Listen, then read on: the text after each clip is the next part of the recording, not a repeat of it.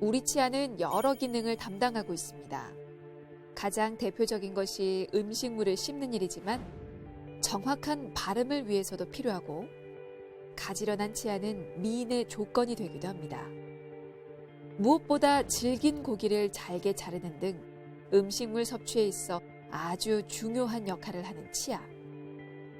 100세 시대의 수명이 늘면서 치아를 건강하게 오랫동안 사용하는 일도 아주 중요해졌는데요. 이렇게 소중한 우리 치아 건강을 위협하는 질환이 있습니다. 바로 치주 질환입니다. 충치와 더불어 구강 건강을 위협하는 2대 질환으로 손꼽히며 중장년층 치아 상실의 대표적인 원인이 되는 치주 질환. 잇몸에서 피가 나고 붓거나 곱는 등 잇몸, 치주 조직, 치조골까지 영향을 미치며 치아를 단단하게 유지하는 조직들을 서서히 파괴하는데요. 최근 이런 치주 질환을 앓는 환자 수는 꾸준히 증가하고 있고 치주 질환을 최초로 경험하는 연령도 점점 낮아지고 있습니다. 증상이 나타났다 사라지기를 반복하면서 점차 악화되는 치주 질환. 초기에 관리하지 않고 방치하면 증상이 심해져 결국 치아를 잃을 수도 있는데요. 현대인의 치아 건강을 위협하는 치주 질환. 어떻게 치료하고 관리해야 하는지 온에어 닥터스에서 자세히 알아봤습니다.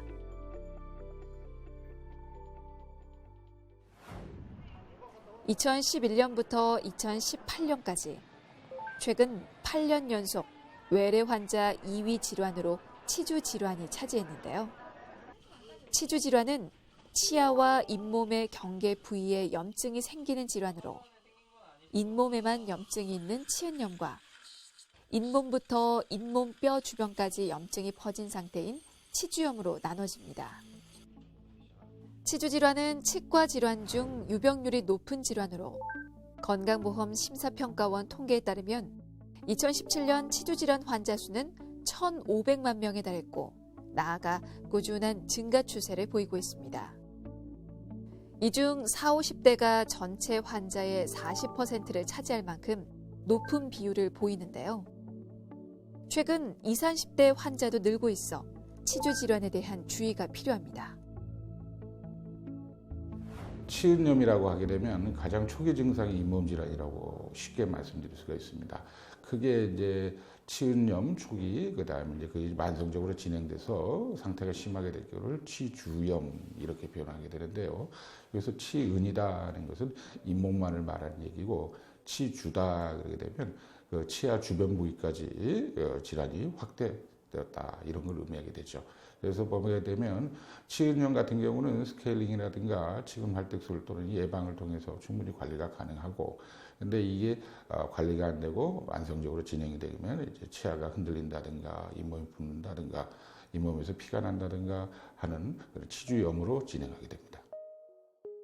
치주 조직은 치아를 둘러싸고 있는 4종류의 조직입니다.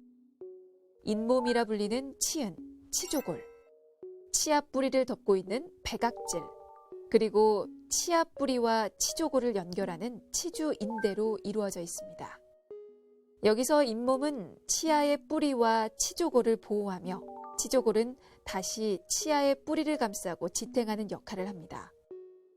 이런 구조를 통해 치아가 건강하게 유지될 때 단단한 음식물도 씹어 먹을 수 있게 되는데요. 이때 염증으로 치조골이 파괴되면서 치아 뿌리가 드러나 바람이 불 때 이가 시리는 현상을 풍치라고 부르기도 하죠. 이렇게 잇몸이 붓고 피가 나는 치주 질환은 우리가 매일 먹는 음식물의 찌꺼기와 입안에 살고 있는 세균이 합쳐져서 만든 치태, 즉 플라그가 원인인데요. 칫솔질을 제대로 하지 않아 치태가 그대로 남아있게 되면 딱딱하게 굳어져 치석으로 변하게 되고 이는 치주 질환의 주된 원인이 됩니다. 육류 위주의 식사, 치아 표면에 잘 달라붙는 음식, 당분이 많은 음료를 많이 섭취하는 등의 생활 습관과 잘못된 양치 습관 등으로 인해 최근 치주 질환자들이 꾸준히 늘고 있습니다. 특히 당뇨 환자의 경우 건강한 사람에 비해 치주 질환 발생률이 3배 정도 높고 흡연까지 동반될 경우 그 위험성은 20배에 이른다고 하는데요. 당뇨 환자의 고혈당이 치주 질환에 악영향을 미치고 치료가 됐다고 해도 재발 가능성이 높아 각별한 주의가 필요합니다. 이 당뇨병이라 하는 거는 그 어떻게 보면 만성 소모성 질환이라고 할 수가 있습니다. 그래서 본인들이 잘 초기에는 느끼지 못하지만 우리 신체 부위의 구석구석에 뭔가를 이렇게 몸을 알게 모르게 조금씩 망가뜨리게 되죠. 그래서 우리 치과 또는 우리 입안도 거기에 대해서 예외라고 할 수는 없습니다. 그래서 다른 분야가 그 혈류 공급이 감소하고 또 혈당이 증가하기 때문에 일단은 그 세균의 증식에가 아주 좋은 조건이 되고요. 또 임상적으로 봐도 당뇨병 환자들한테서 당뇨를 갖고 계신 분들한테서 이런 그 치주 질환이 많이 또 심하게 발병하는 것을 볼 수가 있습니다. 특히 당뇨가 있으신 분들께서는 정상인에 비해서 더 꾸준하게 구강위생 관리와 더불어서 우리 치과 방문을 주기적으로 하시는 것을 꼭 권유드립니다. 잇몸 통증과 출혈 증상이 있는 경우 칫솔질을 하거나 딱딱한 음식을 먹을 때 피가 난 적이 있거나 잇몸이 부어있고 만지면 통증이 있는 경우 이 사이가 벌어지고 들뜬 느낌이 있고 잇몸이 내려가서 치아가 길어 보이거나 구취가 심하게 난다면 이미 치주 질환이 시작된 겁니다. 염증이 잇몸 연조직에 국한돼 나타나는 초기 치은염의 경우 양치질을 할 때 출혈 증상만 있다가 염증이 치조골까지 침범하면 잇몸이 붓고 욱신거리는 치주염으로 진행하게 되고 이를 치료하지 않고 방치하면 치아가 흔들리고 고름이 발생하는 등 결국 치아를 잃어버리게 되는 상황에 이릅니다. 우리나라 40대 이상 80에서 90% 정도가 크고 작은 치주 질환을 겪고 있다는데요. 원래 잇몸이 좀 안 좋았었는데요. 최근에는 칫솔질 할 때 피도 좀 나고 해서 진료를 좀 받아야 될 것 같아가지고 그래서 방문하게 됐습니다. 많이 싫죠. 좀 아픈 기억이 먼저 생각나고 사랑니 뽑을 때 고생을 많이 했던 경험이 있어가지고 그래서 여기 올 때도 사실은 좀 안 아픈 치과 검색하고 막 나름대로는 좀 알아보고 오게 된 것 같아요. 평소 흡연 등 치아 관리에 소홀했던 40대 남성. 잇몸이 붓고 피가 나서 치과를 찾았습니다. 먼저 엑스레이 촬영을 통해 전반적인 치아 상태와 배열, 잇몸과 잇몸 뼈의 상태를 체크하죠. 기본적으로 그 치과를 방문하시게 되면 흔하게는 파노라마 이렇게 부르게 되는데 그런 이제 입안의 그 전반적으로 상태를 볼 수 있는 그 방사선 촬영을 하게 됩니다. 아주 기본적인 이 방사선 촬영을 통해서 그 전반적인 잇몸의 상태라든가 또 치주 질환의 정도를 평가할 수가 있죠. 그리고 치주 질환 진단의 또 다른 중요한 자료가 되는 검사로 치주낭 검사가 있는데요. 치아와 잇몸 사이가 염증으로 인해 벌어지게 되고 주머니 모양의 공간이 생기는 것을 치주낭이라고 하는데 치주 질환이 심해지면 이 공간이 더 깊어지고 세균의 활동이 더 활발하게 이루어집니다. 치주낭에 치주 탐침을 삽입했을 때 깊이 들어갈수록 치주병이 심한 것인데요. 이런 깊이 측정을 통해 골 조직이 파괴된 형태를 파악하기도 합니다. 또한 치면 세균막을 착색해 구강 내 세균의 양과 위치를 육안으로 확인하는 치면 착색 검사가 있습니다. 치면 세균막은 흔히 치태, 플라그라 불리는데요. 입 안 표면에서 자라나는 미생물막, 세균 덩어리를 말합니다. 이것이 보통 충치와 치주 질환 같은 구강 질환을 일으키는 원인이 되는데요.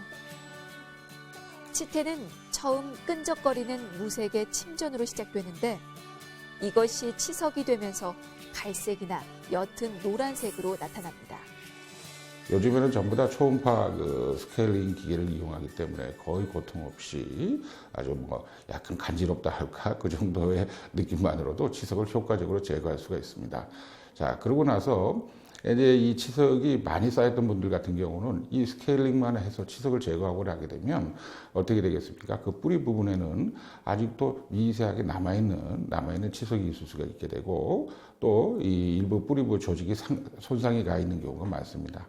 그래서 다시 이 치석이 잘 붙지 못하도록 그 부분을 좀 더 이렇게 매끈매끈하게 만들어주는 치근 활tex술이라는 걸 시행하게 되죠. 심한 치주 질환을 중증 이상의 심한 치주 질환자의 경우에 있어서는 이 방법만으로는 해결하기가 곤란하죠. 소파수를 시행한다든가 또는 잇몸을 절개해서 이들을 효과적으로 제거하는 수밖에 없습니다. 치주 질환이 치주염으로 진행하면 증상도 심해지고 치료도 복잡해지는데요. 씹을 때도 좀 통증이 있고 양치할 때 좀 피가 많이 났어요. 우리 환자분께서는 벌써 요만큼의 뼈가 없고 여기도 요만큼이 없다 보니까 당연하게 이로 잡아주는 뼈가 없으니까 당연히 이들이 흔들리게 되죠.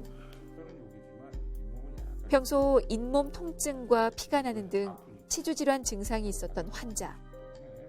누구나 흔하게 겪는 증상으로 여기고 치과 진료를 꺼리는 탓에 진료를 계속 미루다 보니 결국 치주염으로 염증이 진행됐습니다. 스케일링과 잇몸 관리는 보통 한 최소 6개월 단위로 치과를 방문하셔가지고 담당 의사로부터 이렇게 문진과 시진을 통해서 예방 관리하는 것이 가장 좋습니다. 그리고 이제는 그 스케일링 같은 경우에 연 1회 의료보험 혜택을 받을 수 있기 때문에 여러분들이 적극 치과를 방문하셔서 사전에 이런 치료를 받기를 권유드립니다.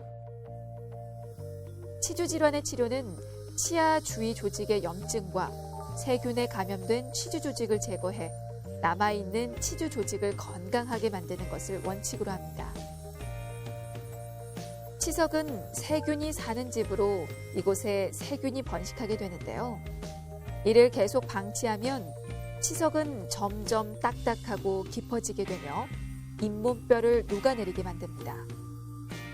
치아 표면에 붙어있는 치태, 치석 등을 제거하는 스케일링 치료. 치주 질환의 주요 원인인 치석을 물리적으로 제거해서 잇몸의 염증을 치료하고 치석의 재부착을 막아 치주 질환을 예방하는 효과도 있습니다. 치주 질환 예방을 위해서는 치주 질환이 있거나 치열이 불규칙해 양치가 어렵고 치석이 잘 생기는 경우는 3개월에서 6개월에 한 번 정도 정기적인 치아 검진을 통해 스케일링을 받는 것이 좋습니다. 또한 잦은 수분 섭취를 통해 구강 내 세균 번식을 억제하는 것이 좋고요. 식이섬유가 많은 음식 섭취는 씹는 과정에서 자연스럽게 치아를 닦아주게 돼 치태가 쌓이는 것을 예방해주는 효과가 있습니다. 마지막으로 무엇보다 철저한 치아 관리가 필요한데요. 올바른 칫솔질을 통해 음식물을 섭취한 후 치석이 쌓이지 않도록 하는 것이 중요합니다. 치주 질환을 통해서 우리 소중한 치아를 잃게 되고 이를 통해서 식사를 못 하시고 그래서 그 고통받는 분들을 저는 그간에 많이 보았습니다. 꼭 모든 질환이 그렇지만 치료 시기를 놓치지 마시고 또 치과를 무서워하지 마시고 우리말에도 병은 알려야 낫는다고 그랬습니다. 그래서 주기적으로 치과 검진 통해서 이런 치주 질환을 예방하시기를 꼭 당부드립니다. 또 하나 더 많은 분들께서 이제는 임플란트가 나왔으니까 이가 흔들려서 빠지면 임플란트 심으면 되지 그렇지만 그렇지가 않습니다. 임플란트라는 건 심을 뼈가 있어야 심게 되죠. 너무 치주 질환이 심해서 오시게 되면 뼈 이식을 해도 그 효과를 못 보는 경우가 많고 더불어 또 아예 임플란트 시술 자체가 불가능한 경우가 많습니다. 그래서 안타깝게 자기 건강한 치아를 잃게 되는 이런 상황을 미연에 방지하기 위해서는 가장 중요한 게 초기 예방과 치료라고 할 수 있겠습니다. 대한민국 국민 85% 이상이 한 번씩은 걸린다는 치주 질환. 나이와 상관없이 누구나 흔히 걸릴 수 있는 질환인데요. 특히 요즘처럼 춥고 건조한 날씨에는 구강세균이 번식하기 좋은 최적의 환경이 되는 만큼 더욱더 관리에 꼼꼼히 신경 써서 치주 질환으로부터 구강 건강을 챙기면 좋겠습니다.